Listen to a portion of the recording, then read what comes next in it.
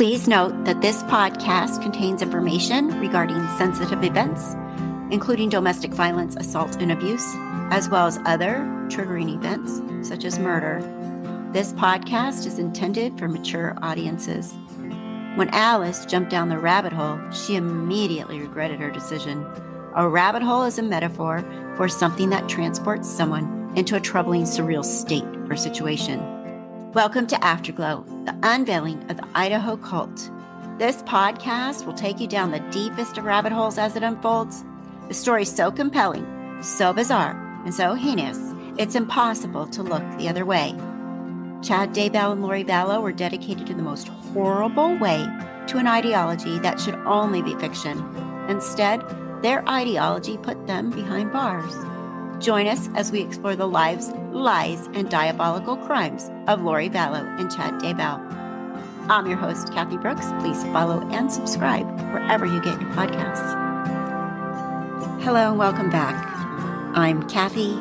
I know I took a little bit of a break, but we are going to continue today with the Lori Vallow, Chad Daybell case.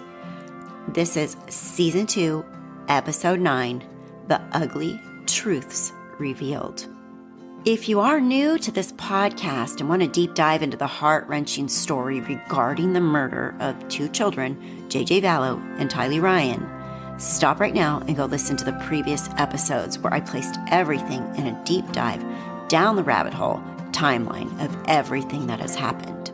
Before I begin this episode, I just wanted to tell you I did have some time breaks in between, and I don't mean to do that, but my family was struck with a heart-wrenching tragedy, unexpected and devastating to us. My 57-year-old brother passed away tragically and unexpectedly this month. Our family is very heartbroken over this.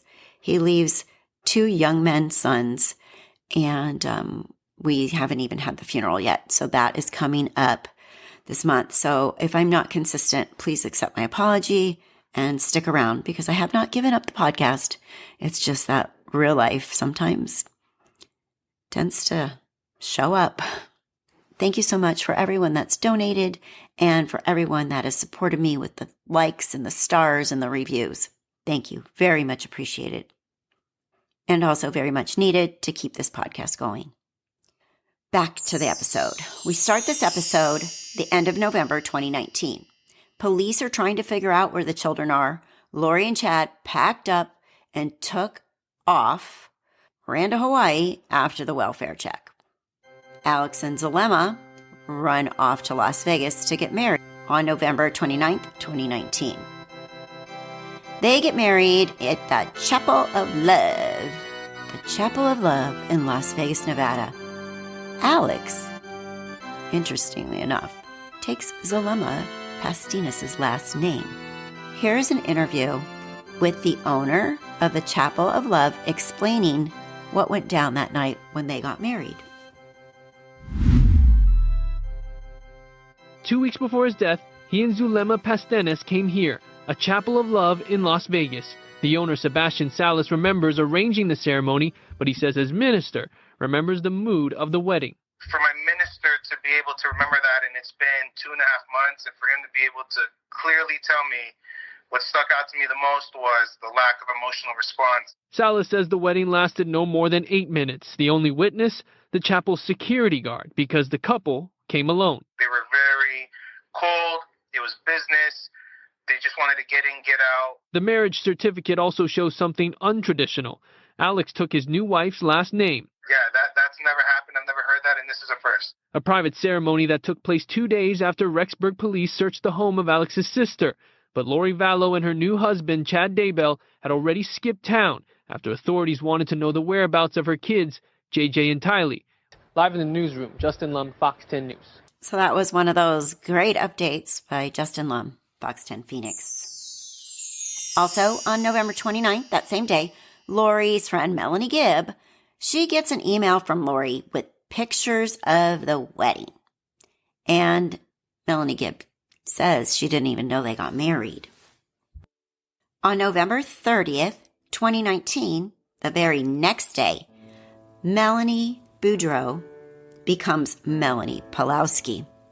Melanie Boudreau, Lori's niece, and Ian Palowski married at the same Chapel of Love in Las Vegas, Nevada, and Zulema and Alex are their witnesses. This is 2 weeks after her arrest in Utah. 3 days after the Rexburg Police Department searched her apartment, as well as Lori's and Alex's, when JJ's grandma had reported him missing. From what I've gathered, as Melanie and Ian began their pillow talk wedding nights, Melanie began revealing a lot of this nonsense, creepy zombie world ideals, Chad Daybell's prophecies. Melanie begins revealing all this to Ian. Ian, remember, there's a attempted shooting of Brandon. There's all this stuff going on. So people are starting to put pieces together. The police officers are looking into this. They want to know what happened. Tammy's dead. Charles is dead. Now, these kids are being reported missing. People are running off to get married. Lori and Chad have run away to hide out, packed everything after the day of their welfare check. Zulema and Alex run to Las Vegas to get married because apparently in their belief system, they have to have a partner. And apparently it can't be the partner you already have. You have to get rid of that one, get a new one. So it's getting a little chaotic in the background, and there's pieces starting to fall into place. And the ugly truths are starting to be revealed. Ian Palowski sends a text to his ex-wife, Natalie, regarding Brandon's shooting, because Natalie's beginning to ask questions. And Ian reveals to Natalie some of the stuff that he and Melanie are talking about.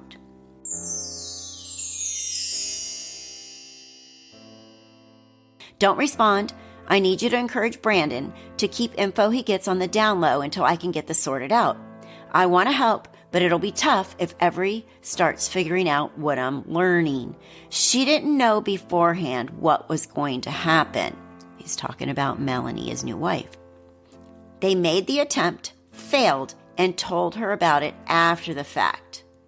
I understand that he doesn't want the kids around her because of all of this, but I believe if she can see them, it will put a huge dent in her trust with her uncles. She's scared and had been told her 2 middle children are dead. She has a family court date on December 11th. I'm trying to get her to go.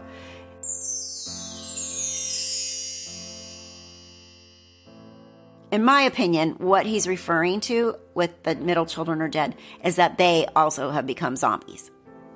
So their spirit have left their body, but they're in limbo, but they got this zombie, right? They're not actually physically dead yet, their bodies. So that's what he's explaining to Natalie in probably the most simplest terms.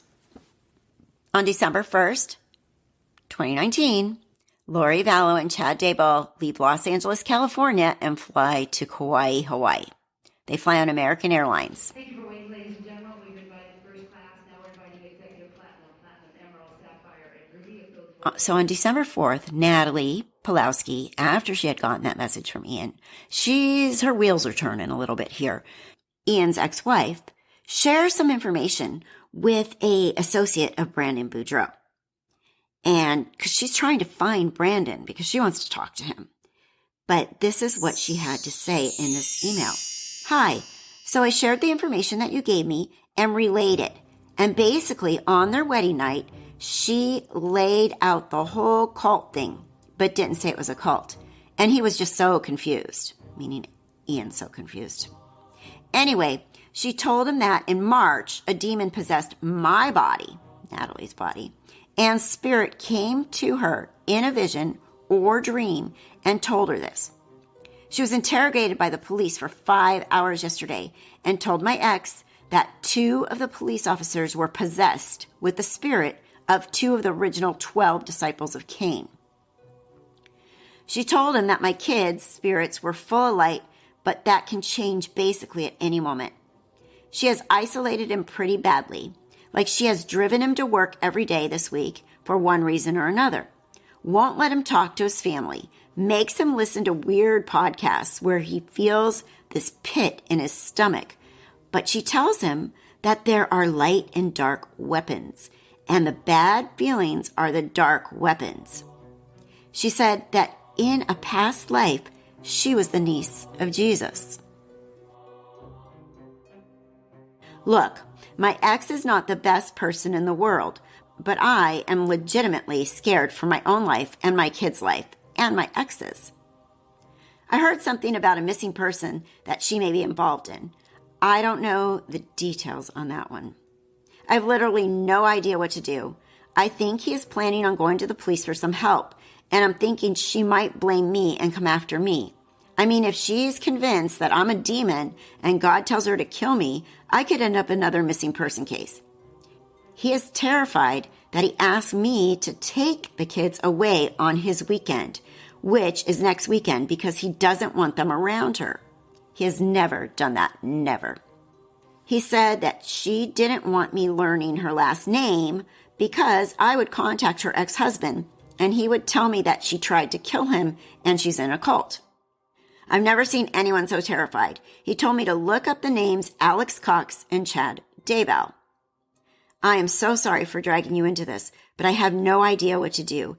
Can you just get this email to the right people? Have them help us. Have us help them. I don't know. ... The next day, on 12/5, December 5th, they begin surveilling Alex and Zulema. The police department, they're on it. So on December 5th, there is some evidence of this in the FOIA documents, in the police documents, that document dump, where there's tons of documents to go through. But this says December 5th, Brandon sent me an email. This is the notes in the FOIA docs from the law enforcement officers that are investigating this case. It says, Brandon sent me an email that was drafted by Natalie Palowski, who expressed fear for herself and for her children. The email I just read you. Natalie was the recent wife to Ian, and they had children in common. Natalie tracked down Brandon after she's discovered that Ian married Brandon's ex-wife Melanie on November 30th, 2019. After they married, Melanie told Ian about her spiritual visions, and there's some redactions here. Ian shared this information with Natalie, and they each became concerned for their own welfare. Ian and Natalie requested to speak with law enforcement after learning about the criminal investigation in Arizona related to Melanie's family. They go on to say, Natalie and Ian were both located in Rexburg, so I called Detective Hermosillo to advise him of my contact with Brandon. Rexburg police and the FBI met with and interviewed Natalie and Ian. It was learned that Natalie and Ian divorced in August of 2019. Ian met Melanie, niece, Boudreaux Palowski. Soon after, then they married in November 2019, which we just went over. Since their marriage, Melanie told Ian that she believed in a new religion. Melanie went on to explain, this is all redacted here. Melanie did not provide the children's names, and Ian did not know which children she meant. So they're talking about the part in there about the two middle children maybe being murdered. Ian identified Alex Cox as Melanie's uncle and said Alex married Zulema on November 29th, 2019. Zulema believed blank, redaction, natural disasters. Zulema further believed an earthquake would occur in Salt Lake City in July of 2020, which would begin the war of good versus evil. Alex later told Chad about his failed attempt of shooting Brandon. Remember, there's a lot of redactions here, so you may have to listen to this back up and listen again. But then in here it says Alex later told Chad about his failed attempt, and Chad told Alex that God moved the bullet to future attempts to redacted. It goes on to say the hearsay information Ian shared with law enforcement provided insight to possible motives for the crimes committed. And then redaction with Melanie, Lori, Alex, Chad, and whomever else could be related to the investigations. Ian agreed. And then it goes on to say, after I learned the above information, surveillance began at Zulema's Gilbert residence. Zulema lives in Gilbert, Arizona. So they started surveilling Alex and Zulema at that time. And so in the police notes, it does say on 12/6, I received and forwarded additional warrant responses from the cellular providers for the FBI to analyze. And it was learned that Alex Cox was back in Gilbert, Arizona, and living at Zulema's address. So this is all before this goes public, but it's going to very shortly. On December 6th, 2019, Rexburg police actually interview Chad's son, Garth Daybell. Later, it was revealed that on December 6th and 7th, 2019, according to Zulema Pastinas, Alex Cox began having shortness of breath. On December 6, 2019, this is the following day after the surveillance began, Alex Cox, drove to Algodones, Mexico to buy prescriptions because they were cheaper. When he returned home that day, he felt winded. He had some shortness of breath, and this came from Zulema's interviews. It was later confirmed by law enforcement that he did, in fact, cross the border that day and return the same day. So December 6th, Ian meets with those detectives. There's an outline of information regarding what Melanie P. had told him about the zombies, the multiple mortar probations, and this insane belief system. So I'm going to read you the Ian information that was later revealed.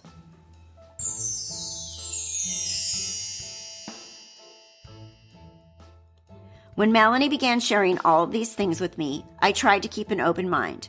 I'd only met her 4 days previous, but felt very comfortable around her. I believe there is more to the gospel than what I've seen so far, but I never thought it would sound like this. The ideas seemed harmless at first, and she sounded pretty certain of some of them. She talked about how she'd learned some things in the temple and others from Chad and Lori. Upon first meeting Chad and Lori, I didn't get a bad impression of them, but they did seem different. I didn't think anything of that, as I feel like that's a fairly normal feeling to experience. I didn't give them much thought, as they said they were planning on taking off, and that I'd be taking the reins concerning the care of Melanie. They said they'd be going to Hawaii and invited me to come visit at some time. Later, Melanie explained portals, and that they could travel there by that method. They have portals, apparently, and they can travel through these portals to each other. So Melanie's explained that to Ian about the portals. The first time hearing all these new beliefs was a jolt. I was looking for someone spiritual, but this was a leap beyond that into concerning territory. I had fears and doubts, but I trusted Melanie and wanted to give it a fair chance. So I continued to listen and ask questions in hopes it would click for me. It never did. There were fun and exciting ideas, but I felt like many of them were ripped straight out of Dungeons and Dragons manual. Between the stats, accounts of dark and light weapons, and words spoken in blessings, it sounded like someone had created a tabletop RPG based on the Bible. So role-playing game. So Ian's saying, between the stats, accounts of dark and light weapons, and words spoken in blessings, it sounded like someone had created a tabletop RPG based on the Bible. While living something like that appealed to me, I couldn't find anything to confirm as I prayed and asked. I figured anyone called to something like this would struggle. But how else would they be made aware of things like this? I continued to try to keep an open mind and proceed with caution. Melanie began to share that she feared for the lives of 2 of her children, based on a dream she had where they came to her. They brought her tidings of great joy. Her daughter thanked her for allowing her the freedom to use her agency until the end. This concerned me and made my heart ache for her. I felt there was no way anything could have happened without people finding out. We married faster than any sane couple would, but we both felt it was right. On our wedding night, she began to elaborate on the ideas she shared earlier about her children coming to her. She explained zombies and her fears about what Chad and Lori stated concerning the original spirits being caught in limbo until the body's death. She stated that Brandon had been possessed by a demon or other dark entity sometime after June of this year. She was told that either through revelation or by chatter, that something would happen to him, that something needed to happen to him in order for his spirit to progress and for the Lord's plan to continue. She didn't take well to the idea that her husband dying as part of the Lord's plan, but didn't think action would be taken by anyone. She still loves Brandon and would never wish any ill on him. It just sounded to her like it would be something that happened on its own when it was his time. This is where things started to become concerning to me. She shared the idea that Chad and Lori could have directed Al to take a shot at Brandon. It wasn't anything she was sure about. The concern began when she was called to the Gilbert Police Department and asked about Chad, Lori, and Alex after the attempt on Brandon's life. She later was given the impression that the bullet needed to move 5 inches so as not to hit Brandon. Initially, to me, it sounded like this was told to her by Chad. The discussion moved to Chad and Lori's missing children. At the time, only JJ was counted as missing, and the Rexburg Police Department had conducted raids on Melanie's apartment along with Al's. Melanie had been told by Chad and Lori that their children had been possessed and had become zombies. She shared concerns that she'd been told Brandon needed to die and that many indicate that Tylee and JJ needed to die as well. She told me she was worried that Al may have had to take care of the kids. She explained that Al had great faith and never wavered in his trust in the Lord. No task would be too difficult or great for him. When I asked for clarification, she stated her concern verbatim. At that point, I became severely worried, but told myself there's no way I just married into a situation so sinister.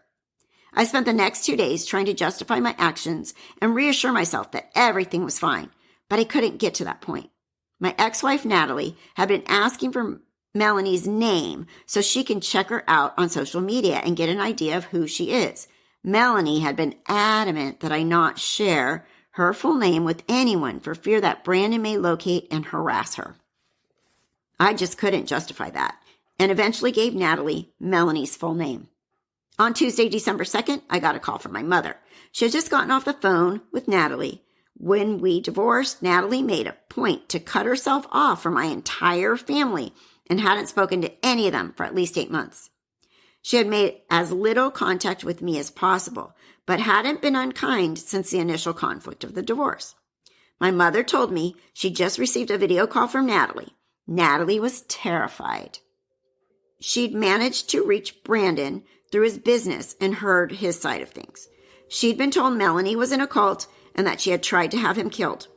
While I didn't, and I still don't believe she had anything to do with his attempted murder, I was still terrified by the possibility.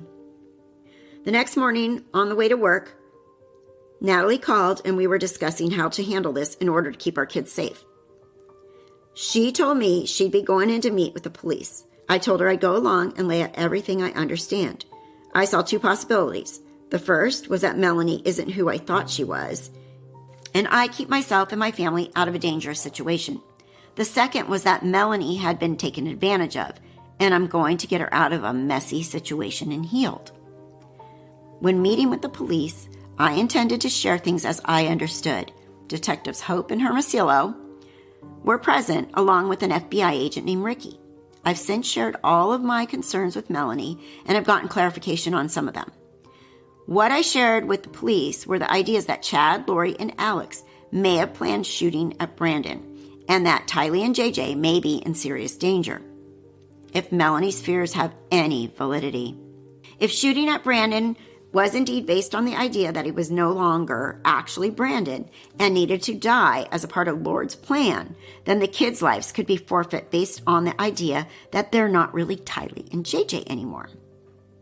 I shared that Melanie had concerns about them participating in the shooting and was against anyone trying to hurt them. She couldn't see them doing these things, but she also knew they would follow Lord's will as they saw it. She couldn't see them doing these things, but she also knew they would follow the Lord's will as they saw it. I shared ideas about earthquakes being prepared in Salt Lake City There would be a time when the quakes hit that many possessions would occur there due to the high number of injured there would be. Such a thing would be a huge threat to God's plan and would need to be dealt with directly. Al and Zalema had stayed in Las Vegas and were preparing earthquakes. At the time I spoke with the police, I shared concerns for the safety of my kids and Natalie. I offered to help in any way I can. I then allowed them to pull my data from my phone. I met with them again the following afternoon and restated what I knew for a few other detectives, Lieutenant Ball and another FBI agent named Travis. They shared some mild concern about me potentially spying for Chad and Lori. I explained that I was there because I was concerned primarily for the safety of my kids, and I wanted to get Melanie out of this if possible. They gave me a recording device that looked like a thumb drive on a keychain. My plan was to record anything I thought could help locate Tylee and JJ, locate Chad and Lori, and understand what happened when Brandon was shot at. If I thought Chad and Lori were going to be calling, I'd turn on the recorder and just let it run until they hung up. I don't feel like anything substantial was recorded, as Chad and Lori never talked about the kids or their location. Most of the conversations consisted of everyone commiserating about the current circumstances, discussing religious ideas, and just catching up. In addition to the recordings, I would talk with Ricky, and he had let me know about things that may come up in conversation. He was never specific, but would give me enough information for me to know when it came up. These tips turned into Tammy's body being exhumed and Al's passing. So some of this is hindsight in this letter. And we're going to still move forward and go over Alex's passing and everything else in the future.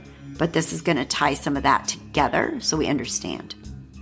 On December 19th, Detective Hermosillo contacted me and told me they had another warrant for Al's apartment next door. He asked me if I'd give them the code to the garage so they wouldn't have to break the door in. I shared the code.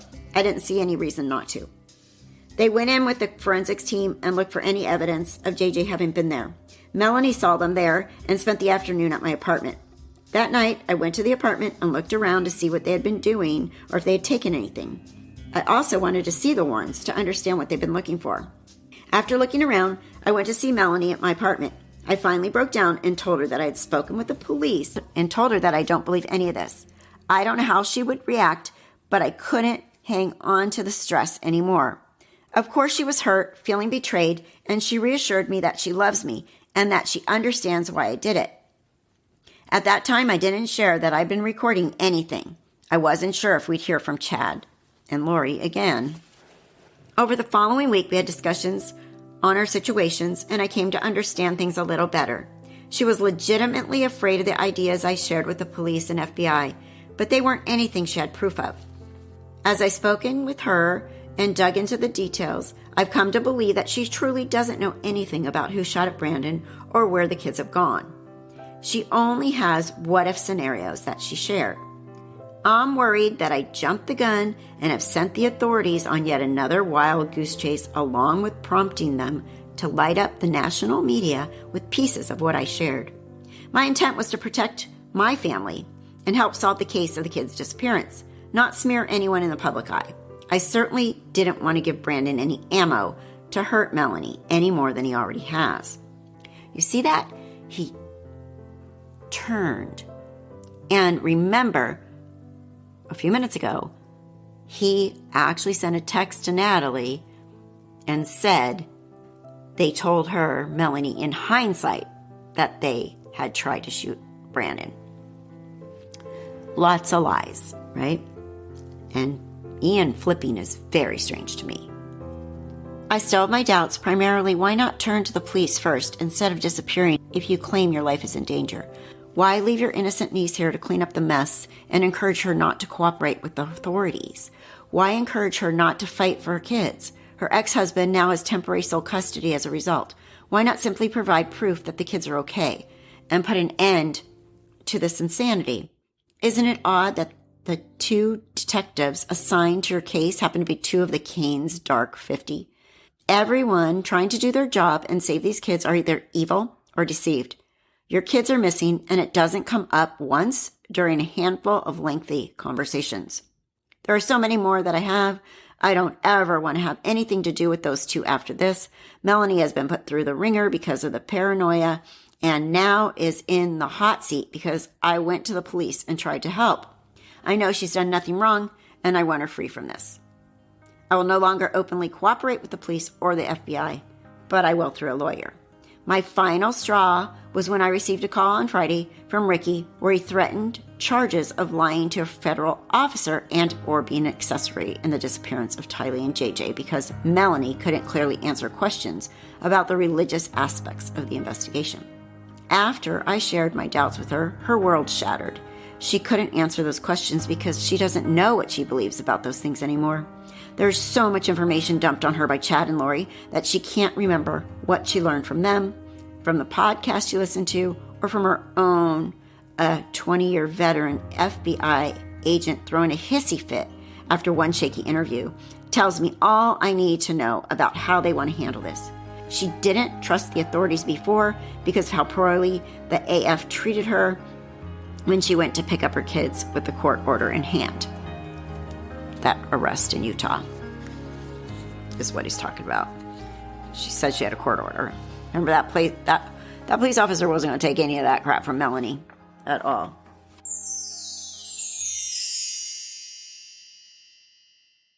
In conclusion of this podcast, there's some really interesting information when it comes to Ian as well. And then we will end after that and continue the next episode.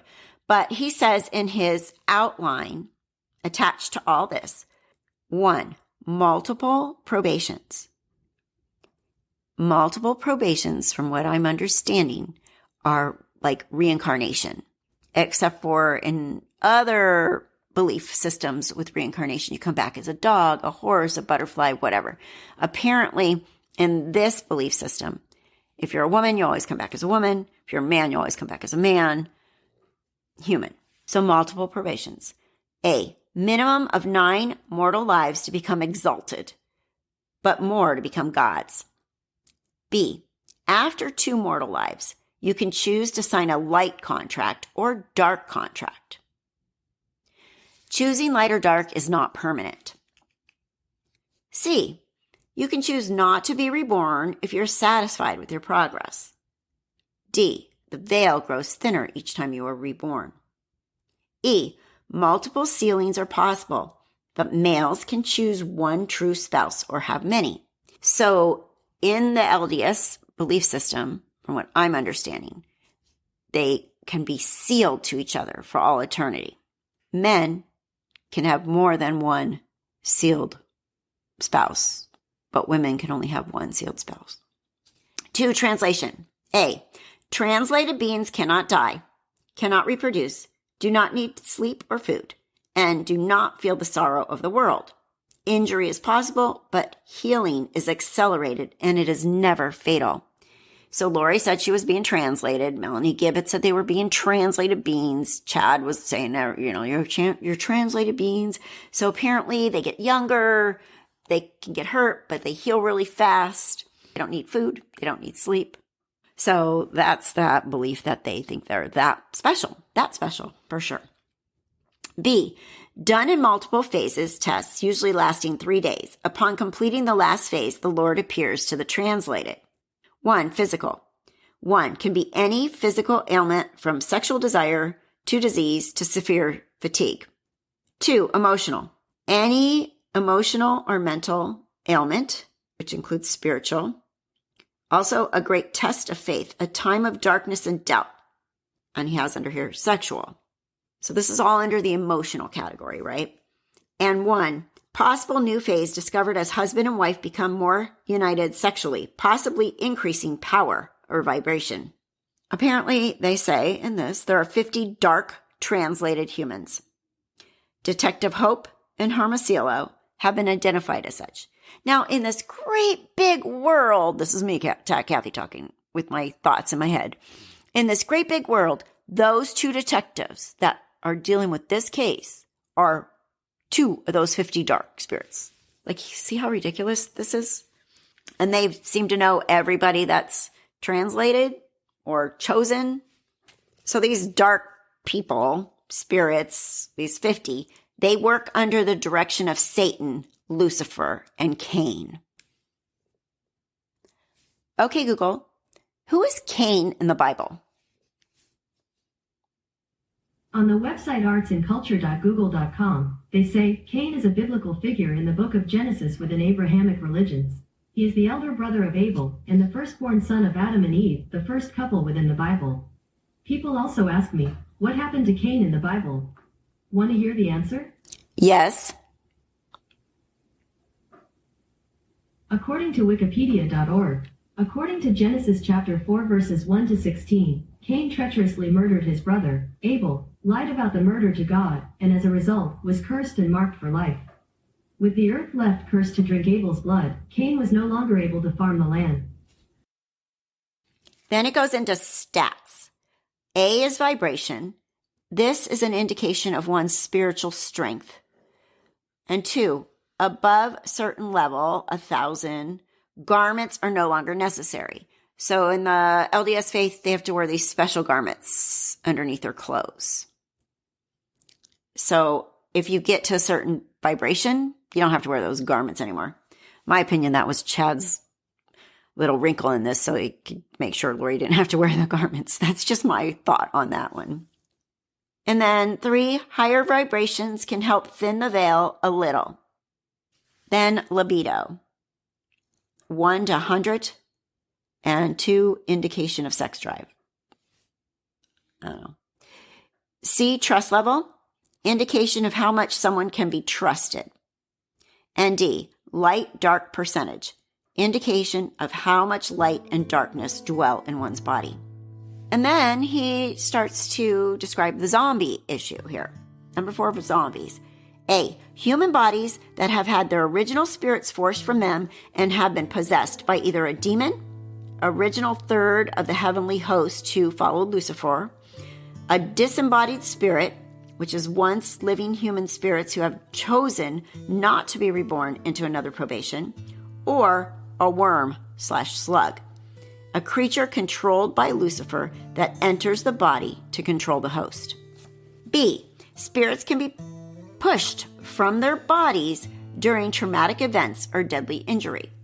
And C, spirits pushed out are trapped in limbo as the body they're tied to is still living, but cannot be occupied by them anymore, which is what they said was about Charles, Tammy, the kids, more people, Natalie, Brandon.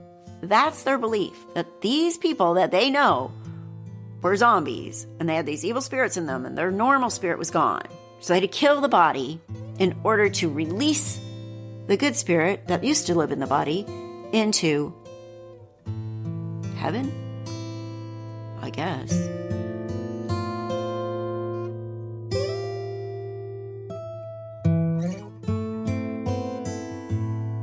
Thank you so much. That concludes this episode, Season 2, Episode 9, The Ugly Truths Revealed. I'm your host, Kathy Brooks. Please follow, subscribe, rate, and leave me a review. I would really appreciate that. Thank you so much. Remember, I am a novice. This is not my career path. I have never been on radio or TV, but this story had become so interesting to me that I started following on YouTube, and it is so confusing when I tried to tell people the story. I decided to put it in the best chronological order and get the most information I can possibly find and try to tell the story so it is understandable to all of us. I will be back. I will do episode 10. We have my brother's funeral this week, so it might be a couple weeks again, but please hang in there with me, and I really appreciate you all. If you'd like to help support the channel, there's links in the show notes below that can help you find a way to help support my channel. This is not a monetized channel, and I would really appreciate anyone that can help support it to help me keep going. Thank you so much. Stay safe. Stay well. I'm Kathy. Shout out and thank you. My resources for this show, Annie Lennox, Annie Cushing, AnnieLennox.com, Justin Lum, Nate Eaton, East Idaho News, Fox 10 Salt Lake. Be theme music from Dan.